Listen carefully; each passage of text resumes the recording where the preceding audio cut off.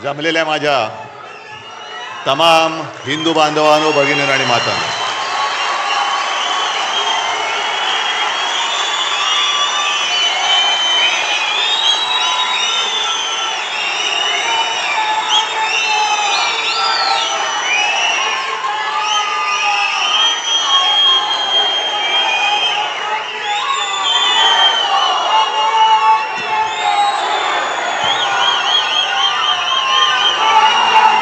तुमच्याशी काय बोलायचं हा मला प्रश्न पडलाय. आणि हे जे काही चित्र आहे, हे वातावरण आहे,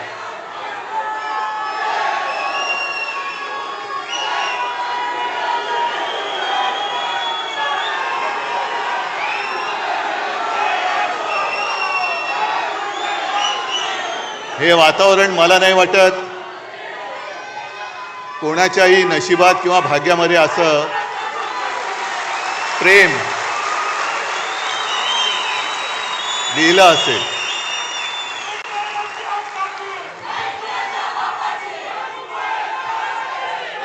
अर्थात ही माझी पुण्याई नाही,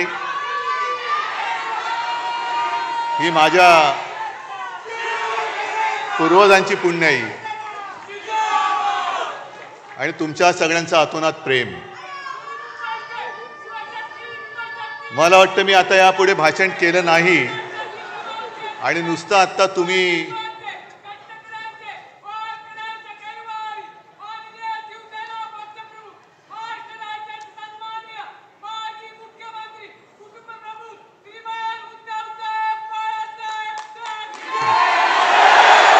हा जयघोष जरी नुसता टीव्हीवरती आपल्या विरोधकांनी पाहिला तरी त्यांचे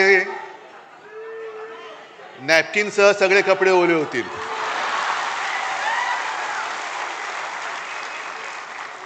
आणि त्यांना एक प्रश्न पडेल की एवढं सगळं केलं, एवढी माणसं फोडली, चिन्ह चोरलं, वडील चोरले, पक्ष फोडला, तरी शिवसेना संपत कशी नाही? हा उद्धव ठाकरे संपत कसा नाही? कारण त्यांना कल्पना नाहीये की शिवसेना प्रमुखांनी रक्त आटवून, विचार पेरून हे एक शिवसेना नावाचं वादळ निर्माण केलेलं आहे. पैसे फेकून जमवलेली माणसं नाही आहेत. विचार अंगामध्ये भिनवून कट्टर हिंदुत्वनिष्ठ महाराष्ट्र धर्म पाळणारे हे शिवसैनिक आहेत.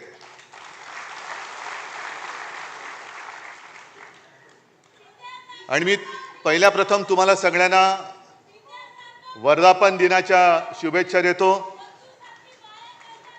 59 वर्ष झाली हे हा जल्लोष पाहून कोणाचा विश्वास बसणार नाही.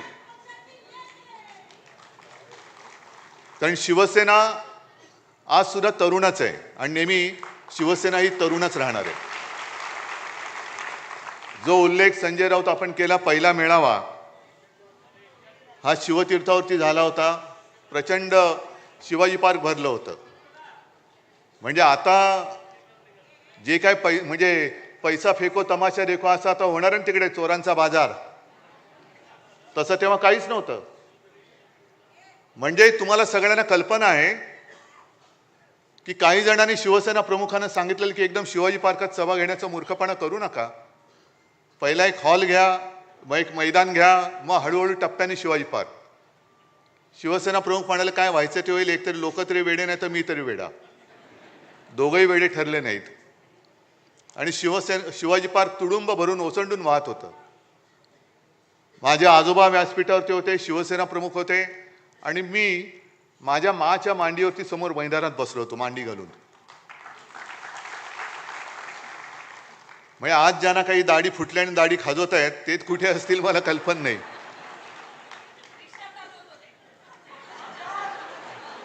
जाऊ द्या. आज सगळीकडे बॅनर लागलेत, पोस्टर लागलेत,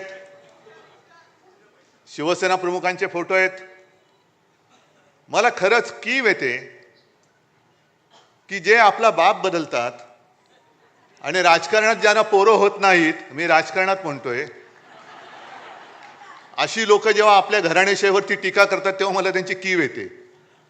अरे तुला होत नाही राजकारणात पोरं, आम्हाला आम्ही काय करू? घे, आमच्याकडे आहेत, घ्यायची तर घे. किती पाहिजेत? कारण भारतीय जनता पक्ष असाच आहे.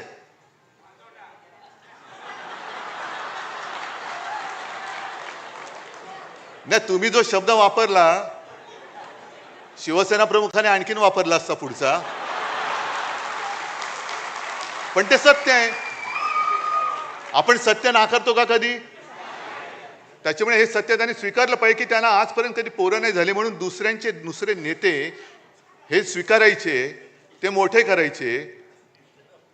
म्हणजे दुर्दैव असं की ज्या सरदार वल्लभभाई पटेलांनी संघावरची बंदी आणली होती, त्याच पटेलांना नेता म्हणून त्यांचा जगातला सर्वोत्तम म्हणजे सगळ्यात उंच पुतळा बांधण्याची पाळी यांच्यावरती आली. हे यांचं कर्तृत्व. आणि आपल्याला शिकवत आहेत हिंदुत्व. ठीक आहे, आजच्या सुद्धा आपल्या वर्धापन दिनावरती भाजपची काही पाळलेली बेडकं ही डराडोराव करतील.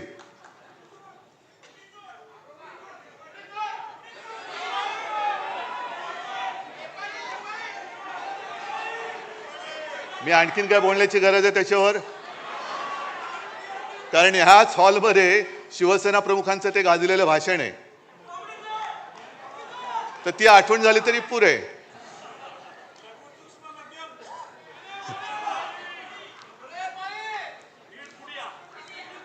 तुम्ही असं बोलायला लागल्यावर मला पुढे काय बोलायचं ते सुचत नाही, कारण मला डोळ्यासमोर सगळे यायला लागतात. तर ही सगळी पाळीव बेडकं ही यायला लागतील, बोंबलतील. पण या चोरांना खरंच मी तर म्हणेन लाज लज्जा शरम काही त्यांनी ठेवलेली नाहीये. नॅपकिन आहे तो सुद्धा काय ठेवला ते कळत नाही. असा हा भाजपा, म्हणजे ज्याचा उल्लेख माझ्या मते आधी पण भास्करराव तुम्ही बोलत होता, अंबादासनी केला असेल, संजय राऊतांनी तर केलाच. पण विशेषतः अंबादास तुमचं कौतुक करायचं आणि माझ्या मराठवाड्यातल्या सगळ्या सैनिकांचं कौतुक करायचंय. कारण तुम्ही एक वस्तुस्थिती ही जनतेसमोर आणली. क्या हुआ तेरा वादा. म्हणजे आतापर्यंत त्यांनी जे काही वादे केले होते ते कसे फसवे होते ते त्यांनी छान पद्धतीने पूर्ण मराठवाड्यामध्ये जनतेपर्यंत पोहोचवलं. मग आता माझा प्रश्न तुम्हाला सगळ्यांना आहे की निवडणूक जिंकण्यासाठी माता भगिनींशी केलेला वादा, जनतेशी केलेला वादा जो पक्ष पाळत नाही तो पक्ष, त्यांनी मला केलेला वादा हा मी तेव्हापासून बोलत होतो की यांनी वादा केला होता की 2.5 वर्ष शिवसेनेचा मुख्यमंत्री होईल, आणि हे सांगत होते असं काही घडलंच नाही. मग हा काल परवाचा तुम्ही केलेला जनतेशी वादा खरा होता की खोटा होता? म्हणजे यांची वृत्ती कळते, यांची वृत्ती कळते. आणि तसं जर का बघितलं तर बोलायचं कशावर हेच कळत नाही. कारण यांचं सरकार आल्यानंतर जी काही पनवती लागलेली आहे, केंद्रामध्ये सरकार आल्यानंतर सगळी कामांची वाट लागलेली आहे. एअरपोर्टचं छत गळतंय, त्या मेट्रोच्या स्टेशनमध्ये पाणी जात आहे, प्रयागराजला माणसं चेंगरून गेली, कोणी जबाबदारी घ्यायला तयार नाही. दिल्लीच्या रेल्वे स्टेशनमध्ये माणसं चेंगरून मेली, कोणी जबाबदारी घ्यायला तयार नाही. काल परवाकडे विमान अपघातात गेली, कोणी घ्यायला तयार नाही. रेल्वे अपघातात गेली, कोणी घ्यायला जबाबदारी तयार नाहीये. म्हणजेच काय की तसा जर का आपण गांभीर्याने विचार केला तर आज आपल्या देशाला पंतप्रधानांची गरज आहे. आज देशाला पंतप्रधान कुठे आहे? भाजपला आहे. देशाला कुठे आहे? देशाला गृहमंत्र्याची गरज आहे, घरफोड्या अमित शहाची नाही. देशाला संरक्षण मंत्र्यांची गरज आहे, गुंडांना संरक्षण देणाऱ्या देवेंद्र आणि राजनाथ सिंगांची नाही. तुम्ही देशाचे संरक्षण मंत्री आहात का गुंडांचे संरक्षण मंत्री आहात? तुम्ही देशाचे गृहमंत्री आहात की तुमच्या पक्षाचे घरफोडे मंत्री आहात? आणि मोदीजींना सुद्धा मला विचारायचंय, मी आता जास्त कठोर शब्दात बोलणं देशाच्या पंतप्रधानांना बरोबर नाहीये. पण जेव्हा आम्ही इंडिया आघाडी म्हणून तुमच्यासमोर पर्याय उभे राहिलो तेव्हा तुम्हाला लाज वाटली नाही आमची इंडियन मुजाहिद्दीन बरोबर तुलना करायला? मग जरा आम्ही इंडियन मुजाहिद्दीन सारखे होतो तर आज जगभरामध्ये तुम्ही न केलेल्या शौर्याचं कौतुक सांगण्यासाठी आमच्या पक्षातले खासदार तुम्ही का पाठवलेत? आम्ही इंडियन मुजाहिद्दीन आणि तुम्ही कोण? म्हणजे तुम्ही जगभर फिरलात पण या कठीण काळामध्ये एक मित्र तुमच्या सोबत उभा राहिला नाही जो माझ्या देशाच्या बाजूने उभा राहील. आम्ही राहिलो तुमच्या सोबत. जग तुमच्या विरुद्ध आहे. देशातले मित्र तुम्ही तोडून टाकताय, मित्र संपवून टाकता आहात. आमची तुलना तुम्ही देशद्रोह्यांबरोबर करता आहात. आणि मग जेव्हा संकट आल्यानंतर आमचेच खासदार तुम्ही देश जगभरामध्ये पाठवताय. आम्ही काय केलं, आम्ही काय केलं हे सांगायला? आम्ही विसरून गेलो नव्हे. मी मुख्यमंत्री होतो त्यावेळेला देखील ते डोकलाम झालं होतं. तेव्हाही आपली हीच भूमिका होती की प्रधानमंत्री जी जो आपको सही लगे आप करो, हम आपके साथ है. आता सुद्धा आपली हीच भूमिका होती. ठीक आहे, पक्षीय मतभेद असतील, आहेत, राहतील, पण देश संपूर्ण जगासमोर आम्ही जाऊ तेव्हा हम सब एक है म्हणून आपण गेलं पाहिजे. आणि ते कर्तव्य, पवित्र कर्तव्य आम्ही करण्याचा प्रयत्न केला.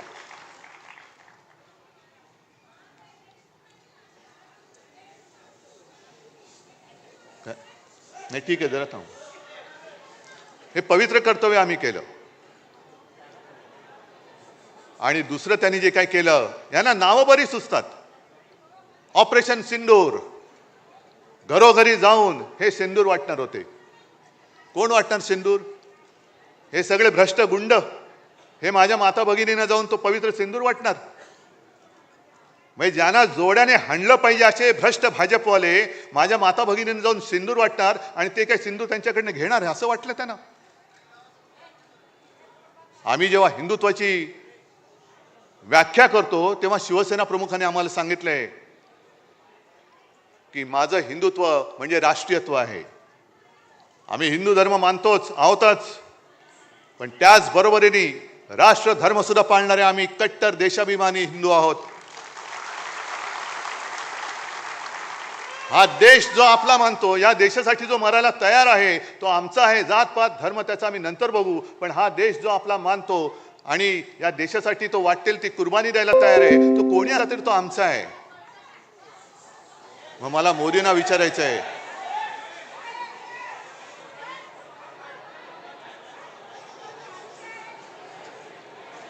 जरा गच्च झाले, सगळ्या खुर्च्या वगैरे भरल्या, थोडं सांभाळून घ्या, जरा सांभाळून घ्या. मग मला भाजपला विचारायचं आहे की ही आमची हिंदुत्वाची व्याख्या आहे म्हटल्यानंतर नेमकं तुमचं हिंदुत्व आहे तरी काय? तुमचं हिंदुत्व आहे तरी काय? जो शेंदूर तुम्ही वाटता आहात, वाटणार होतात, जरा शांत राहा ना थोडं. जायचं असेल बाहेर तर त्यांना जाऊ दे, नाही तर बसा शांत.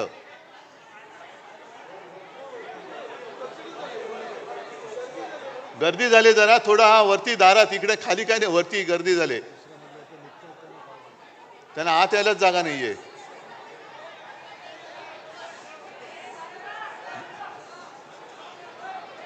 जरा खाली नाही तर इकडे कुठे जागा असेल तर बघा.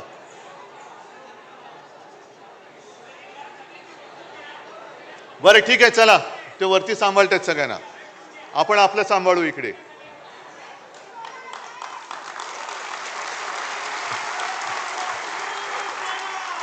जे मी तुम्हाला सांगत होतो की आपलं हिंदुत्व हे काय आहे हे एकदा सांगितल्यानंतर भाजपवाल्यांना मी प्रश्न विचारतोय, तुमचं हिंदुत्व म्हणजे नेमकं आहे तरी काय?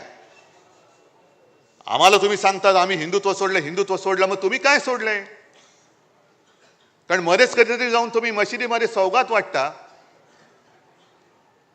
मध्येच कधीतरी तुमच्या डोक्यात काहीतरी येतं, घराघरामध्ये जाऊन शेंदूर वाटायचा. आणि तो शेंदूर कोण वाटणार? तो नालायक, तो एक मंत्री कोण, विजय शहा, ज्याला खरंच भर रस्त्यामध्ये चापतानी फोडला पाहिजे, त्याच्यावरती भाजप अजून काही कारवाई करत नाही. त्या सोफिया कुरेशी ज्या आपल्या भगिनी आहेत, एक काय आपल्याला गर्व वाटला त्यावेळेला की एक महिला आपल्या लष्करामध्ये मोठ्या पदावर पोचले आणि ती बाणेदारपणाने आपली बाजू मांडते, त्या सोफिया कुरेशीना जो विजय शाह पाकिस्तान की बहीण म्हणतो, आतंकवाद्यांची बहीण म्हणतो, ही अशी नालायक औलाद भाजपमध्ये आहे. आणि या भाजपकडनं आपण देश सुधारण्याची आशा करतो, देश सुधारणार आहे. म्हणजे तुम्हाला एवढं सुद्धा कळत नाही, एक तरी इतर वेळेला शेपट्या घालून आत बसणार. तुम्ही सैन्याचे पाय तर बांधलेच, नाही तर सैन्याने धडक दिली होती, आजपर्यंत आपण पाकिस्तान घेतलाही असता. पण ट्रम्पचा फोन आल्यानंतर हे युक्रेन का वॉर रुकवा दी पापा, वॉर रुकवा दी पापा, ती जाहिरात होती ना, आपण पण केली होती. पण ट्रम्पचा फोन आल्यानंतर यांचा आवाजच गेला. काय करायचे ते असे प्रधानमंत्री, काय करायचे तसे गृहमंत्री. संजय राऊत, तुम्ही जो प्रश्न विचारला तो बरोबर आहे की ते 4 अतिरेकी आतमध्ये आले कसे. संरक्षण मंत्री काय करतायत, गृहमंत्री काय करतायत, खाडखाड गोळ्या घालून आपले पर्यटक तिकडे जे गेले होते त्यांना गोळ्या घालून मारणारे अतिरेकी गेले कुठे. पाताळात गेले, आकाशात गेले का भाजपात गेले. अजून मिळत कसे नाहीत सांगता येत नाही त्यांना. गेलेही असतील, घेतलेही असतील. कारण आता फक्त दाऊदला घ्यायचं बाकी राहिलेलं आहे, बाकी सगळं झालेलं आहे. आणि जसं आपण सदस्य नोंदणी करतो, कुठे करतो आपण, घरोघरी जातो, आपल्या शाखेमध्ये करतो, काही ठिकाणी पब्लिक प्लेस असतात तिकडे करतो, बरोबर ना. पण मला आता कोणीतरी सांगितले की भाजपने आता नवीन सुरू केले, जेलच्या तुरुंगाच्या दरवाजाच्या बाहेर त्यांनी स्टॉल टाकलेत. इथे येतो का तिथे जातो. म्हणजे काय, किती लोकांना बदनाम करायचं, आयुष्यातून उठवायचं, भ्रष्टाचारी म्हणून बोंबाबोंब करायची, संपूर्ण कुटुंबाला बदनाम करायचं, मग त्याच्या मागे SIT लावायची. आता बघू ना, ज्या ज्या गोष्टी या भाजपवाल्यांनी तेव्हा अगदी देवेंद्र फडणवीसांनी सांगितलं होतं, SIT लावू, हे लावू, ते लावू. मग SITची काय तुमची ST झाली, सगळ्यांनी घेऊन जाणारी. आता बघूया. म्हणजे सगळ्यांना बोंबलून, भ्रष्ट म्हणून बोंबलून टाकायचं, बदनाम करायचं. 70,000 कोटीचा घोटाळा आलं काय, छे छे छे छे छे, पाय धुवून त्यांचं पाणी पितायत. सिंचन घोटाळा ना, म्हणून पाणी पितायत. अशी संपूर्णपणे या देशाची वाट लावली यांनी. आणि आता शिवसेना संपवायचं स्वप्न बघतायत. अरे तुम्ही किती स्वप्न बघा, शिवसेना तुम्हाला संपवून, तुमच्या सगळ्या भ्रष्टाचारांना खतम करून, तुमच्या छाताडोवरती न्याय भगवला तर शिवसेना म्हणून नाव नाही सांगणार. फक्त एक गोष्ट लक्षात ठेवा की आपल्याला आता भांडून चालणार नाही. आपल्याला म्हणजे आपल्यात नाही, पण भाजपची जी काही एक नीती आहे, त्यांनी विधानसभेच्या वेळेला एक ती नारा दिला होता, बटेंगे तो कटेंगे. आपल्याला वाटलं होतं हिंदू मुसलमान तर केलंच. पण आता मुंबईमध्ये विशेषतः हिंदूंमध्ये मारामाऱ्या लावायच्या, मग हिंदी सक्तीची करायची. मग हिंदी सक्तीची झाली म्हणजे ज्या हिंदी भाषिकांना आपण 92-93 साली वाचवलं होतं तेच आपल्यापासून दूर तोडायचे. हिंदी सक्ती तर होऊ देणारच नाही. करायची असेल हिम्मत तर देवेंद्र करून बघा. हिंदीचं आमचं काही वैर नाहीये, पण सक्ती कशासाठी करता. हिंदी सक्तीची करायची असेल तर तामिळनाडूमध्ये जाऊन बघा ना, नुसतं तुम्ही उच्चार करून बघा काय करतात ते. अजून तुम्ही हिंदी सक्तीची गुजरातमध्ये केली की नाही मला कल्पना नाही. मग गुजरातमध्ये करा ना, तिकडे जाऊन बसा, तिकडे ते काय सू करे छे.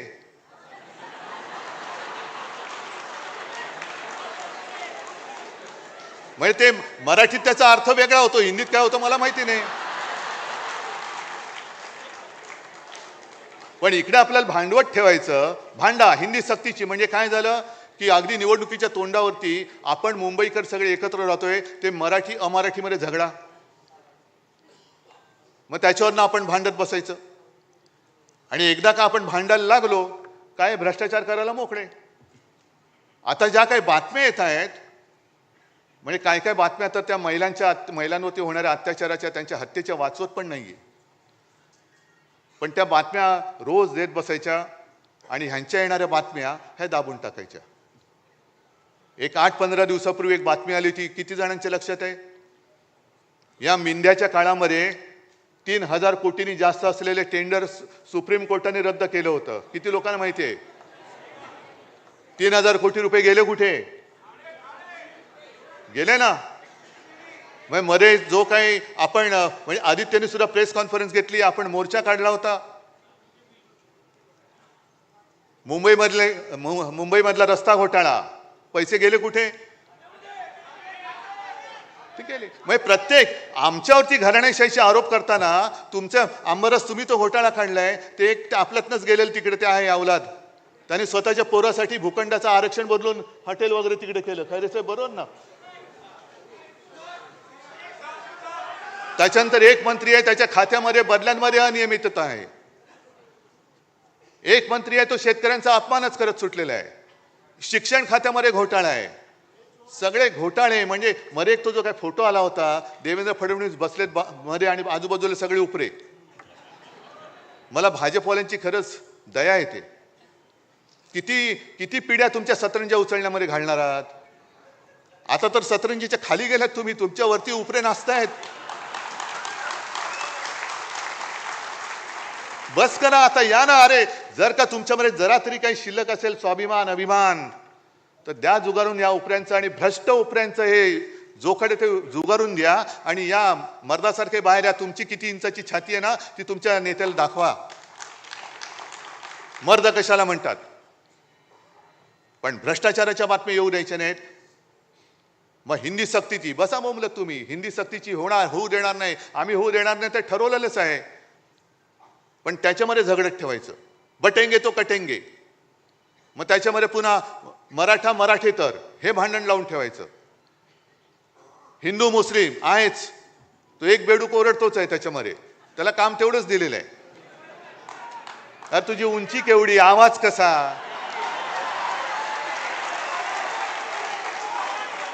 म्हणजे उंची पेंग्विनची, चाल बदकाची, आवाज कोंबडीचा.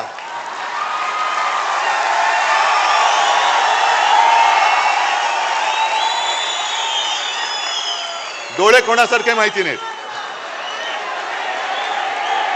तो जीव काय, बोलतोस काय, पार्श्वभूमी काय तुझी, वडिलांची पार्श्वभूमी काय, आणि आमच्यावरती बोलतोस. मी कोणावरती बोलतोयस? त्यांना कळू दे पहिलं नक्की. एक कोणतरी बाप ठरवा. याच भाषेत मी त्यांच्याशी बोलतोय.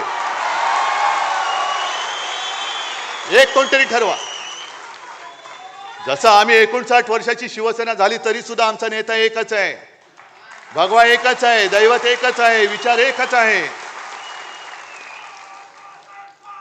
आणि शिवसेना प्रमुखाने शिवसेनेची स्थापना केली ती महाराष्ट्राच्या मराठी माणसावरती होणाऱ्या अन्यायाचा मुकाबला करण्यासाठी केली आणि हिंदुत्वाच्या रक्षणासाठी केली. शेटजींची पालखी वाढण्यासाठी नाही केली. शेटजींचे बूट चाटण्यासाठी शिवसेनेची स्थापना नाही केली. हे त्या मिंद्याला पहिले जाऊन सांगा.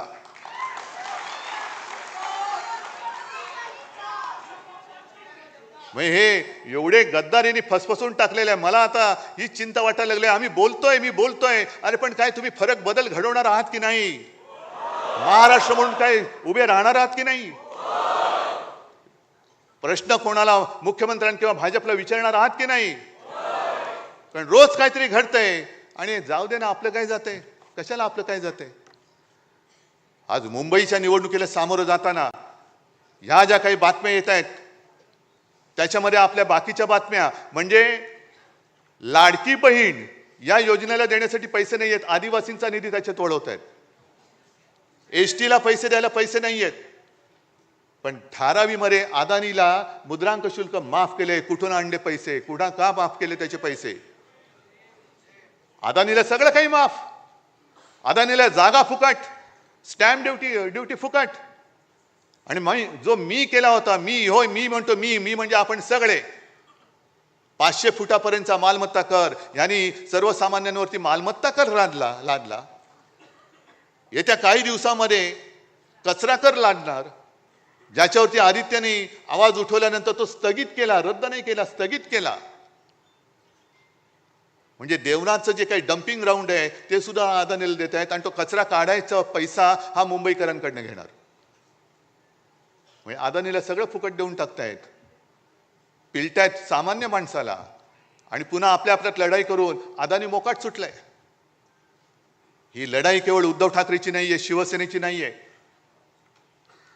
ही 1960 साली ज्या मराठी माणसांनी बलिदान देऊन रक्त सांडून ही मुंबई आपल्याला मिळवून दिली, त्या रक्ताची शपथ घेऊन ही मुंबई आम्ही आमच्यापासून तोडू देणार नाही, मुंबईचं महत्त्व खतम करू देणार नाही. म्हणून जर आपण उभे राहिलो तरी मुंबई वाचेल.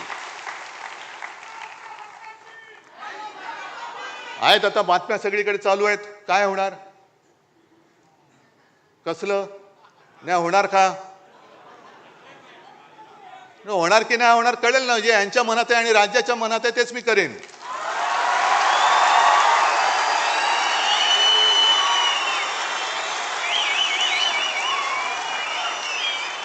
पण ते होऊ नये, ते होऊ नये. मराठी माणसाची शक्ती एकत्र येऊ नये म्हणून यांच्या मालकाचे नोकर इकडे गाठीभेटी घ्यायला लागले, हॉटेलमध्ये भेटतायत. मालकांचे नोकर तुम्ही. कारण जर का मुंबईवरती ताबा यांना मिळाला नाही आणि मुंबई परत शिवसेनेच्या ताब्यात आले, आम्ही घेणारच आहोत, आम्ही घेणारच आहोत. मुंबई जर का पुन्हा मराठी माणसाच्या ताब्यात गेली तर मालकाच्या मित्राचं कसं होणार, अदानीचं कसं होणार? त्याच्यामुळे मराठी माणसाची शक्ती एकवटता कामा नये. याच्यासाठी हे मालकाचे त्या शेटजीचे नोकर, हेच मी म्हणेन, आणि त्या नोकरांचे नोकर जे आज नालायकपणाने वर्धापन दिन साजरा करतात ते शेटजींच्या नोकराचे नोकर आहेत. म्हणून किती प्रयत्न चाललेत, होणारच नाहीत, होणारच नाही. अरे तुला काय करायचं, तुला नाही होत, आमचं आम्ही बघू ना, आम्ही बघू आमचं काय करायचं ते. पण जर तुम्हाला कोणाला वाटत असेल की तुम्ही शिवसेना प्रमुखांचा ब्रँड पुसून टाकाल तर तुमचं नामो निशाण आम्ही महाराष्ट्राच्या धर्तीवरून पुसून टाकल्याशिवाय राहणार नाही. नामो निशाण पुसून टाकू आम्ही भाजपच्या या महाराष्ट्रातून. आणि आज तर मी तयारीने उभा आहे. तुमची तयारी काय मला कल्पना नाही. मी तुम्हाला एकच आठवण सांगतोय, माझी तयारी मी तुम्हाला सांगतो. 92-93 साली जेव्हा दंगा भडकला होता देशद्रोह्यांच्या विरुद्ध, तुम्हीच सगळे शिवसैनिक रस्त्यावरती उतरला होतात आणि छातीचा कोट करून मुंबई वाचवली होती. तेव्हा एक व्यक्ती आली होती बाळासाहेबांकडे, बाळासाहेब आता बस झालं, आता पुरे झालं. आता ती कोण व्यक्ती मी सांगत नाही, आज आहे ती हयात. आणि बाळासाहेबांनी सांगितलं की अरे एक पिक्चर मी पाहिला प्रहार नावाचा. कोणाचा? नाना पाटेकर. किती जणांनी पाहिलाय? आहे ना. त्याच्यामध्ये नाना पाटेकर त्या गुंडांसमोर उभा राहतो आणि त्यांना सांगतो कम ऑन किल मी. तसं आम्ही या गद्दारांच्या समोर उभा आहे आणि सांगतोय त्यांना आम्ही कम ऑन किल मी. असेल हिंमत तरी या अंगावर, फक्त अंगावर येणार असाल तर एक गोष्ट नक्की करा.